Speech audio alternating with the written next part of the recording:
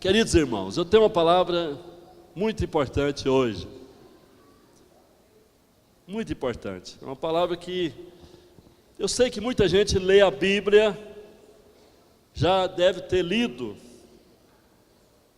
esta parábola, mas às vezes tem dificuldades de entender. Como estar preparado para entrar no reino? Como estar preparado para entrar no reino? Vamos abrir nossas Bíblias. Vou pedir que você abra em Mateus 22. E vou pedir que você fique com a Bíblia aberta, tá? Durante a exposição, durante a pregação, fique com a Bíblia aberta, porque nós vamos usar esse texto o tempo todo durante a pregação. Mateus capítulo 22, de 1 a 14. É a parábola das bodas. Todos acharam? Diga amém. Diz assim o texto: de novo entrou Jesus a falar por parábolas, dizendo-lhes: o reino dos céus é semelhante a um rei que celebrou as bodas de seu filho. Então enviou seus servos a chamar os convidados para as bodas, mas estes não quiseram vir. Então ainda outros servos enviou ainda outros servos com esta ordem: dizei aos convidados: eis que já preparei o meu banquete. Os meus bois cevados já foram abatidos, e tudo está pronto. Tudo está pronto. Vinde para as bodas. Eles, porém, não se importaram e se foram, um para o seu campo, outro para o seu negócio. E os outros, agarrando os servos, os maltrataram e mataram. O rei ficou irado, e enviando as suas tropas, exterminou aqueles assassinos e lhes incendiou a cidade. Então disse aos seus servos: está pronta a festa, mas os convidados não eram dignos. Ide, pois, para as encruzilhadas dos caminhos e convidais para as bodas a quantos encontrardes. E saindo aqueles servos pelas estradas, reuniram todos os que encontraram, maus e bons, e a sala do banquete ficou repleta de convidados. Entrando, porém, o rei para ver os que estavam à mesa, notou ali um homem que não trazia o quê? Veste nupcial. Perguntou-lhe: amigo, como entraste aqui sem veste nupcial? E ele emudeceu, calou. Então ordenou o rei aos serventes: amarrai-o de pés e mãos, lançai-o para fora, nas trevas. Ali haverá choro e ranger de dentes, porque muitos são, mas poucos escolhidos. Glória a Deus. Hoje, meus amados irmãos, nós vamos estudar a parábola das bodas. Parábola das bodas de Cristo.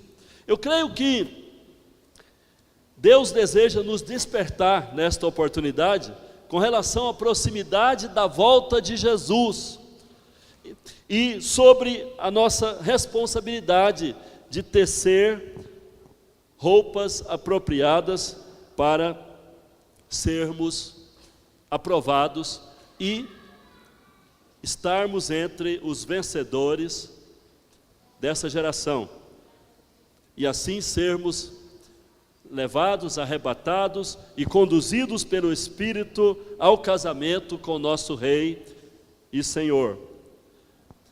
Para a sua melhor compreensão, eu quero dizer que a expressão o reino de Deus, ela foi usada várias vezes por Jesus, especialmente em Mateus 13, e também em outros textos. e ela significa a expressão visível, a expressão física do reino de Cristo, a manifestação do reino de Cristo na terra, que será de 1000 anos, vai durar 1000 anos e vai acontecer assim que ele voltar à terra e pisar em Jerusalém. Isso vai acontecer logo após o final da grande tribulação. Os leitores atuais da Bíblia têm uma certa dificuldade com as parábolas. Talvez alguns de vocês tenham dificuldades com as parábolas que Jesus falou. Mas existe uma regra de interpretação da Bíblia que nós aprendemos, que é a seguinte: a Bíblia interpreta a própria Bíblia. A Bíblia interpreta a própria Bíblia, né? A Bíblia interpreta a Bíblia. Portanto, não temos que torcer, não temos que inventar nada. Tudo que eu vou falar aqui, a interpretação dessa parábola das bodas, se acha nas Escrituras, se encontra nas Escrituras, e você, com o tempo depois, você pode conferir, com o tempo depois você pode averiguar, e você vai notar que tudo tem sentido dentro da própria palavra. Muito bem, Jesus disse que o reino é semelhante a um rei que celebrou as bodas do seu filho. Eu creio que está claro que o rei, esse rei que aparece aqui na parábola, como aparece também em outras parábolas, é Deus o Pai. Deus o Pai. O Filho é Deus Filho, que é Jesus, o Senhor Jesus. A festa das bodas é uma referência das bodas do Cordeiro, que estão mencionadas lá em Apocalipse, e que se trata da grande festa de casamento do Senhor Jesus com os crentes vencedores. Abra comigo Apocalipse 19. Apocalipse 19. Deixa a Bíblia aberta aí, Mateus 22, o tempo todo, tá? E vamos agora para Apocalipse 19, versículo 7. Lá no final da Bíblia, Apocalipse 19, versículo 7, está escrito: alegremo-nos e exultemos e demos-lhe glória, demos-lhe a glória, porque são chegadas as bodas do Cordeiro, cuja esposa a si mesmo já se ataviou. Olha para cá, é muito importante que você entenda a palavra, para você ter luz. Hoje de manhã eu estava pensando nisso. Quando a gente não tem a luz da revelação de Deus na palavra, a gente anda nas trevas. E andar nas trevas é perigoso, porque quem anda na escuridão tropeça e cai. Quem anda na escuridão pode cair no buraco. Quem anda na escuridão está mais propenso a cair na armadilha. Por isso que tem muito crente sendo tragado, tem muito cristão sendo enlaçado pelo diabo, porque não tem luz da palavra. Um dos segredos, do meu crescimento é esse, é conhecer a palavra, porque quanto mais eu conheço a palavra, mais luz eu tenho, mais clareza do caminho, mais clareza do mundo, a respeito do que é o mundo, a respeito do que é a carne, a respeito do que é o pecado, do que é o diabo, do que sou eu mesmo.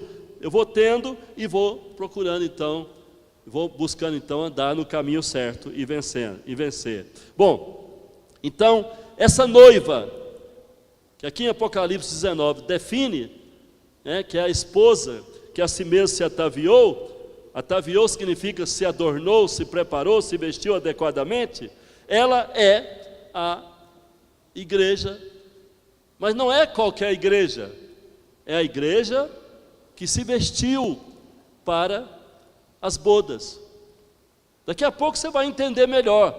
Existem crentes que estão salvos, mas não se vestem, não se preparam, não se prontificam para o arrebatamento, que vai primeiro privilegiar os vencedores. Apocalipse mostra que haverá a colheita, a ceifa das primícias, e as primícias do rebanho são os vencedores, os cristãos que se sobressaíram, porque além de estarem vestidos com a veste da salvação, também estiveram vestidos com a roupa, a veste nupcial para casar com o Senhor. Então essa noiva que a si mesmo se ataviou, que se aprontou, que se separou do mundo, que se santificou, que fez obras dignas, apropriadas diante de Deus, se refere aos crentes vencedores, a parte da igreja que se tornou vencedora em várias épocas, em várias gerações, né, que dessa forma alcançou esse altíssimo privilégio, esse glorioso privilégio de casar com Cristo e reinar com Ele 1000 anos sobre a terra. O versículo 3 aí de Mateus 22, versículo 3, Mateus 22, diz que o rei enviou seus servos a chamar os convidados para a festa das bodas. Quem eram esses primeiros servos e convidados? Quem foram estes primeiros servos e convidados? Porque você vai notar que depois Deus envia mais servos no outro momento, mas nesse primeiro momento Ele enviou seus servos aos convidados, para chamar os convidados. Quem eram esses?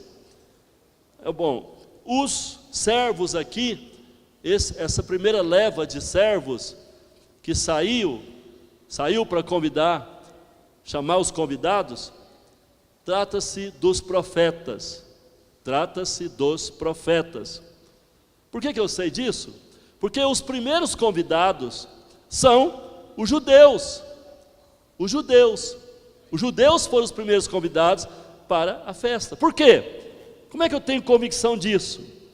Porque lá em Romanos capítulo 11, ou melhor, Romanos capítulo 1, versículo 16, Romanos 1, 16, a palavra fala de maneira clara. A palavra de Deus mostra em Romanos 1, 16, de maneira muito clara, nós vamos focalizar o texto, porque não me envergonho do Evangelho, pois é o poder de Deus para a salvação de todo aquele que crê, primeiro do judeu. Então o judeu teve o privilégio de receber o Evangelho primeiro, O Evangelho foi exposto primeiro ao povo judeu. Então os judeus foram os primeiros convidados. E agora, Romanos 11, versículo 11, diz que eles cometeram uma transgressão. Cometeram uma grande transgressão. Qual foi a grande transgressão? Qual foi a transgressão maior dos judeus? Vamos primeiro ler Romanos 11, 11. Digo, pois, porventura tropeçaram para que caíssem? De modo nenhum, mas pela sua queda veio a salvação aos gentios, para incitar a emulação, E outra versão diz que pela sua transgressão, pela sua transgressão veio a salvação aos gentios. Mas qual foi essa queda? Qual foi essa transgressão dos judeus? João capítulo 1, versículo 11. Eu disse agora há pouco que a Bíblia interpreta a Bíblia. Não esquece isso, tá? Tem gente que fala por aí, vocês ficam interpretando a Bíblia do jeito que vocês querem, torcem para favorecer os pensamentos. Não, a Bíblia interpreta a Bíblia. João 1, 11, já diz que Jesus veio para o que era seu. Ele veio para os seus, mas os seus não receberam. Jesus veio primeiro para quem? Para os judeus. Jesus nasceu em Belém, da Judéia. Ele era judeu, mas os judeus não o receberam. Os judeus o rejeitaram. Agora volte para a parábola, no capítulo 22 de Mateus, no versículo 3, note aí. Então enviou os seus servos a chamar os convidados. Ou seja, enviou os profetas a chamar os convidados para as bodas. Mas esses não quiseram vir. Então, quem foi que dirigiu aos judeus a palavra, falando do Messias, falando de tudo que aconteceria no tempo de Jesus? Os profetas, né? Muitos profetas que antecederam Jesus, até mesmo João Batista. Bom, agora observe que os profetas foram aos judeus convidá-los para a festa, para o encontro com o Messias, mas eles recusaram o convite. Como Deus é gracioso, como Deus é muito amoroso e bondoso, Deus então insistiu com eles. Veja o versículo 4, Mateus 22, 4. Como Deus é graciosíssimo, né? Então Deus, na primeira vez, viu que eles rejeitaram, não quiseram, né? Crucificaram seu filho, mas Deus ainda insistiu. Deus continuou insistindo. E aí enviou outros servos, né? Versículo 4. Depois enviou outros servos, dizendo: dizei aos convidados, eis que tenho um jantar preparado, os meus bois cevados já mortos, e tudo já pronto, vinde às bodas. Ora, ali ele está dizendo, olha, o sacrifício já foi feito. Quando se refere aos bois e cevados ali, está falando de quê? De todos os sacrifícios da velha aliança, todos os sacrifícios do Velho Testamento. Então todos aqueles bois que morreram, novilhos, né, representavam o sacrifício de Jesus. A prova disso é que lá em Hebreus a palavra diz que uma vez que Jesus fez o sacrifício perfeito, agora não há necessidade mais de matar qualquer animal, não há necessidade mais de matar bois, novilhos, rolinhas ou cabritos, ou que seja novilhos, cordeiros, não tem necessidade mais. Agora o sacrifício perfeito já aconteceu. Então aqueles sacrifícios que eram figurativos, que eram simbólicos, já não tem mais sentido. Então, ali nesse versículo, está falando de outra etapa, né? Ali o Messias já estava ressuscitado, já tinha morrido, ressuscitou. E aí ele enviou outros servos para insistir com os judeus. Quem são esses outros servos? Esses outros servos são os apóstolos de Jesus, que pregaram lá em Jerusalém, pregaram na Judéia, na Galileia, várias partes, né? Tentando convidar os judeus novamente para participar, né, da festa das bodas. Bom, o rei então deu aquela ordem, né, para dizer aos convidados que a festa estava pronta e havia, portanto, uma oportunidade para eles, para os judeus, ainda se arrependerem e voltarem para o Salvador. Agora, a reação deles nessa segunda vez, qual foi? Atos capítulo 13, Atos capítulo 13, 45 e 46. Qual foi a reação dos judeus, né, na segunda tentativa de Deus, né? Então os judeus, vendo a multidão, encheram-se de inveja e blasfemando, contradiziam o que Paulo falava. Mas Paulo e Barnabé, usando de ousadia, disseram: era mister que a vós se pregasse primeiro a palavra de Deus, mas visto que a rejeitais e não vos julgais dignos da vida eterna, eis que nos voltamos para os gentios. Olha como que as coisas estão se encaixando, né, com a parábola. Olha como estão se encaixando. Ali, né, Paulo um dos apóstolos, ao lado de Barnabé, que também se tornou depois apóstolo, ele afirmou: olha, vocês estão rejeitando, né? E ali já era segunda tentativa de Deus, né, de convidá-los, né? Então eles rejeitaram. Então, além de rejeitar, aconteceu algo horrível, né? Aconteceu algo horrível. Além deles serem duros e rejeitarem o Messias, ainda fizeram algo muito horrível. Veja aí Mateus 22, versículos 5 e 6. Mateus 22, 5 e 6. Eles, porém, ou seja, os judeus, não se importaram e se foram, um para o seu campo, outro para o seu negócio.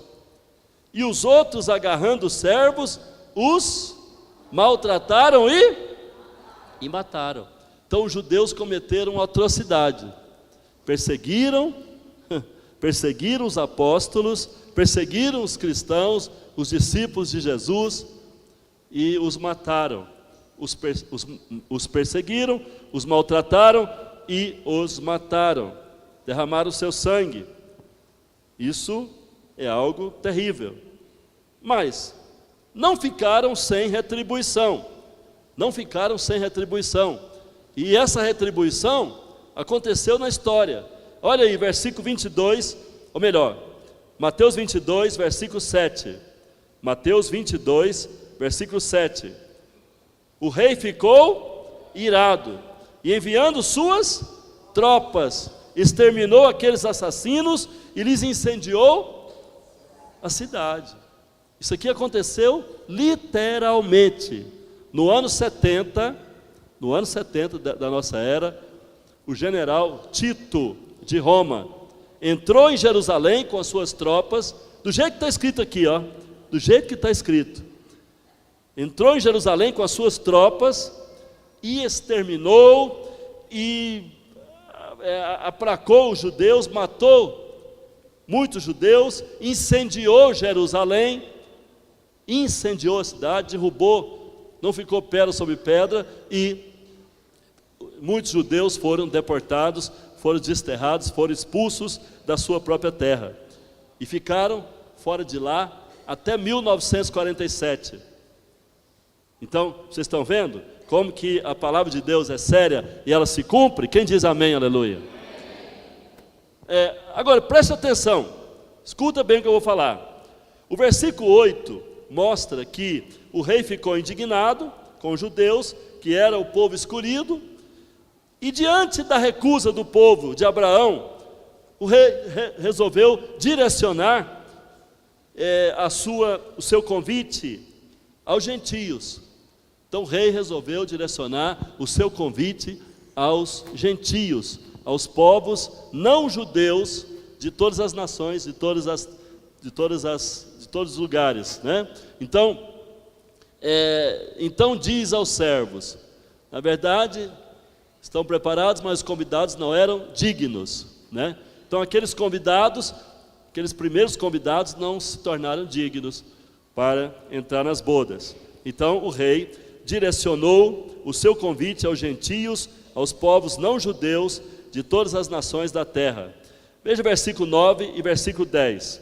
9 e 10. Então ele diz: e depois as saídas dos caminhos, convidai para as bodas a todos os que encontrardes. E os servos, saindo pelos caminhos, juntaram todos quantos encontraram, tanto maus como bons. E a festa nupcial foi cheia de convidados. Inclusive nós estamos entre esses convidados que, né, estão sendo juntados. Quem diz amém, aleluia? Amém. Glória a Deus. Então, vocês estão entendendo a parábola agora? Quem diz amém, aleluia? Muito bem. Agora, então o convite foi estendido a todos os gentios, todos os povos. Significa então, né, que o evangelho é multirracial, multinacional, e alcança todas as pessoas, e é para todas as pessoas de todas as partes. Agora, tudo bem, esse convite para a salvação é um convite, Foi feito a todos, e muitos estão recebendo, né? E muitos estão sendo salvos. Mas, afinal, quem é a noiva? Quem é a noiva? Quem é a noiva? Essa é a questão chave. Quem é a noiva? A noiva é coletiva, ou seja, são os crentes vencedores, que de acordo com o versículo 11, se vestiram com as vestes nupciais. Versículo 11 fala: e o rei, entrando para ver os convidados, viu ali um homem que não estava trajado com... Presta atenção aqui, isso aqui é muito chave para entender a visão dos vencedores. Por quê? Porque esse homem que estava na festa, trajado com vestes nupciais, ou melhor, que não estava trajado, esse homem que estava entre os convidados, e que não estava trajado com as vestes nupciais, ele estava ali convidado, ele era parte, foi convidado. Entenda o que a palavra está dizendo, o convite é para todos, gentios, e aqueles que recebem Cristo entram para a igreja, têm direito à salvação. Então esse homem que estava lá sem vestes nupciais era crente, claro, perdido não entra, incrédulo não entra nessa festa, ou melhor, incrédulo não pode nem passar perto, né, dessa festa. Mas esse homem não estava vestido com veste nupcial. E aqui o Senhor nos traz uma luz, o Senhor nos traz uma clareza, né? Quando manda tirar esse homem, né? Manda tirar esse homem. Olha a sequência lá, versículo 12. E disse-lhe: amigo, como entraste aqui? Como entraste aqui? Ou seja, talvez aquele rapaz já tinha dado um passo à frente, já estava no lugar onde não podia estar. Ou seja, era salvo, mas não podia chegar tão perto para casar. Não podia casar com o rei, né? Não estava pronto para casar. Ora, então, ele tinha apenas a vestimenta da salvação, não possuía a vestimenta das obras. Apóstolo Antônio, mas que negócio é esse de vestimenta das obras? Vestimenta dos atos de justiça. Por favor, abra Apocalipse 19. Apocalipse 19. Muito importante você saber disso, tá? Apocalipse 19. Vamos ver o versículo 7. Apocalipse 19, versículo 8. Versículo 8, 19, 8. Vamos ver o 7 também, 7 e 8. Alegremo-nos e exultemos e demos-lhe glória, porque são chegadas as bodas do Cordeiro, cuja esposa a si mesmo já se ataviou. Pois lhe foi dado vestir-se de linho finíssimo, resplandecente e puro. Porque o linho finíssimo são os atos de justiça dos... A Bíblia interpreta...